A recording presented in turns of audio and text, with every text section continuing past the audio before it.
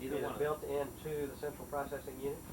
No. It's a part of the memory in It the is system? memory. It is Is memory. it memory in the central That's processing unit? No, it is No? not. Where is it? Not.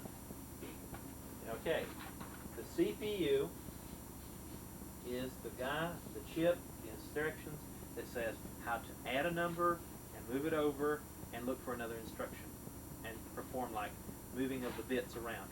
It's actually a very dumb thing. It's very dumb, but it's very fast, and therefore it can do things very well, doing it very fast.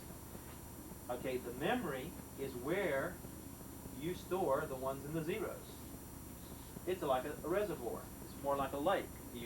Where is the power generation of the plant? The power can only be generated at the bottom of the plant where the generators are. The water is a storage tank, right? Okay, where is the water? It's in the lake. That water is going to go through there. Well, the water is like the disk here. The information is on this big disk, and this is a big set of water. Now, if you happen to have 2 or 3 little lakes that feed it, those might be compared to the little floppies. Okay, they're just like the big disk here, but they just don't have the capacity. They're slow. They can't do things very fast.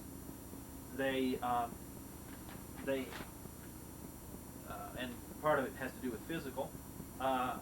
They're just a magnetic encoded piece of plastic. It's built into the machine. No, this Wait a minute, I'm sorry. there's Let me a head that reads it. Now the memory, just like a recorder, records ones and zeros, these little fellas, real tightly within this thing as it turns. Okay, so as it's turning, the CPU, however, will determine where to look for them and when to look for them. In other words, if you don't tell it to go look for it, it won't go out there to find it. You've got to tell this guy up here, the CPU, that I need to get some instructions. The CPU is going to say, where do I get those instructions? It'll say, the hard disk. He says, okay, go into the hard disk. How do I go to the hard disk? Oh, I'll go this way. Where is the hard disk, by the way? Oh, you told me where the hard disk is. Now it's reading the memory off the hard disk. Now, to do all that stuff, where did it get all the intermediate questions and answers? From the RAM, the random access memory, because it can sit there and talk to it very quickly. So it's sitting there talking with this, just like real quick information. And the storage media, meaning that when you power off the system, RAM will go away. When you power it off, all the memory in RAM is gone. But the memory here is still there. In other words, it's stored. It's physically there. When you walk from here to the store and you carry this with you, you are carrying the information with you. It's not in here anymore. It's here. And this is what it's going to read. Okay, so floppy disk and hard disk are not considered RAM. No. It's separate. We got really maybe 3 types of memory. We've got ROM, we've got RAM, and we've got the disk. Is that right? Yep. Well, you got a little more than that. You've got 3 types of storage types. Storage type of things. You're right. Under the storage, you've got the short term, and I mean by short term, and then 2 is a long term, and then you can break these down into different categories too. You've got one that says the memory is only active and only stores when there's power on. And here the power's off, but it's still there. In the short term, it says when the power goes away, I forget. I forgot everything that you told me. Over here, if it's put onto one of these things before, what you move is you move the short-term memory into the long-term memory, so you don't lose your program. That means that if you did all this work on here and never saved it, and you powered it off, saving it moves it from short-term memory to long-term memory, which would be onto a floppy, or on the hard disk, onto a tape, any of those medias that you want to put it on. Okay? Now, the memory in the machine is in the classes of ROM, RAM, that's what the actual machine, the CPU, talks to, and the CPU then directs a major storage device. Here's a storage place over here, and this is like the lake. It tells the CPU is told, I want you to access by reading with a magnetic reader, like a head, like off of a tape recorder, read the disk as it goes around, and take this and move it into RAM. And when it's in RAM, I will talk to you when you move it there. So it reads basically from RAM. It has to move it across. It's got to be stored somewhere. So this is being stored not here, but it's being transferred from here into an image of that over here in RAM. So it cannot read it directly. The CPU cannot. No, it reads from RAM. Yes. Now, is prototype, when you say, well, some of the older computers maybe, it has 64K. Yes, that is RAM. That's RAM, is that right? Right, this one has, guess what? How many does this have? They all have RAM. Which one, how many do you think this has? 640K. 10 times as much. Okay? Now what is a K, a RAM, what's a K? 1,000, right? 1,000 characters. Well, it turns out it's not even 1,000, it's more than 1,000. When you say K, this was in the course that I had upstairs. This was not where I was heading this one, but it's this was the background that we spent 6 to 8 weeks on, what you're hitting right now. Then we went over paper, punched holes, and everything. We went into very good depth on that one, and it showed you all the, we spent all the time, but we never got around to even being able to do. After 6 to 8 weeks, we finally were able to get over there and actually do a file and write a letter. So that's the reason why I said we can go into this, but by the time you get there, it's nice to know, but it didn't get your letter written. Okay? So 1K, by the way, is made up by ones and zeros, right? It takes 8 of these to make 256, right? 2 to the 8th is 256, right? So 1K, this is a binary, 1K is equal to 1,024, really. They came out with 1K because they rounded it off. So 16K is 16 times that. Okay. Okay? So it's not just 16K, you're somewhat over there. It's like 64K is not 64K. It's actually 65 something 390.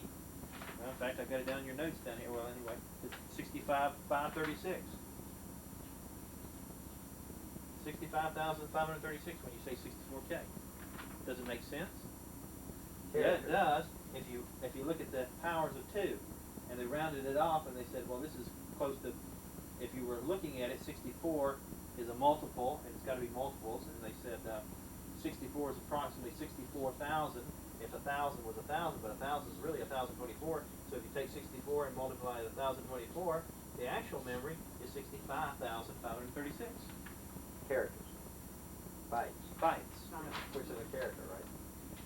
It can be. It doesn't have to be. It can be more than a character. Yeah, that gives you a general. If you really think about a character, I gave a character to give you a feeling of what a byte really normally represents.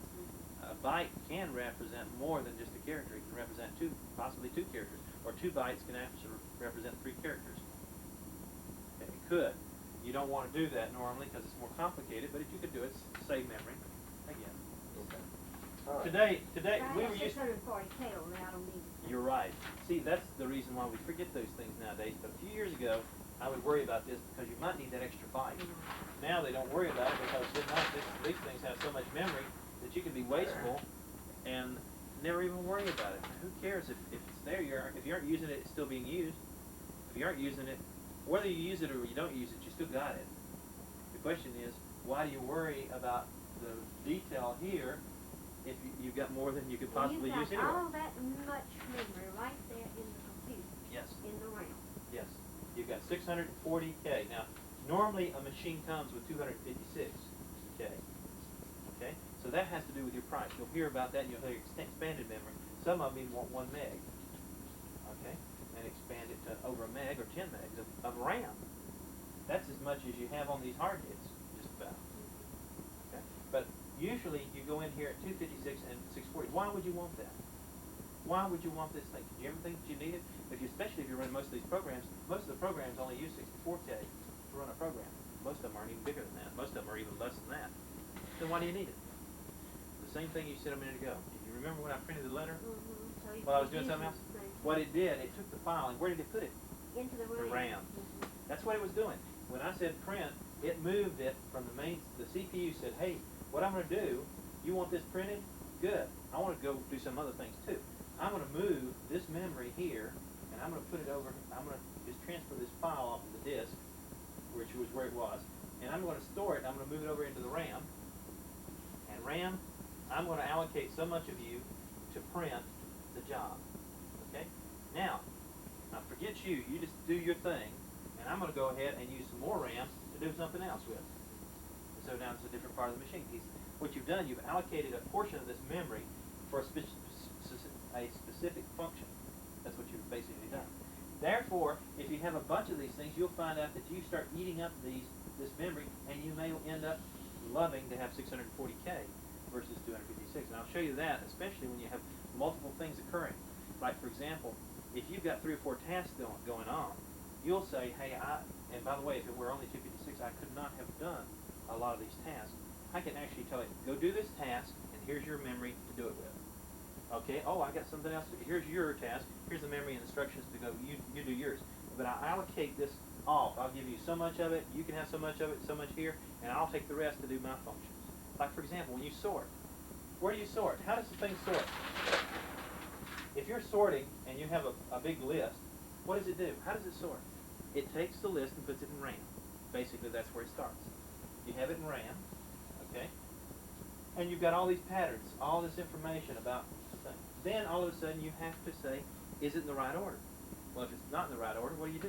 You have to say, well, this is in order, not in this. So where do I store it? You take another section of memory down here, allocated to it, of equal size, and you say, oh, I'll put this one here, I'll put this one here, and I'll move, let's say A, B, D, C, F, E. Okay? That's the order. So I'm going to say here, A, okay, I'll put you up here. You're already in order. B, you're in order. Okay, that's fine. I'll put you in order. D, can't put you there. Oh, C, I'll put you here now. And he puts a C in here. And he says, okay, D, I'll go back. I've still got you here. I know you're there. I'll go back and I'll put you here now.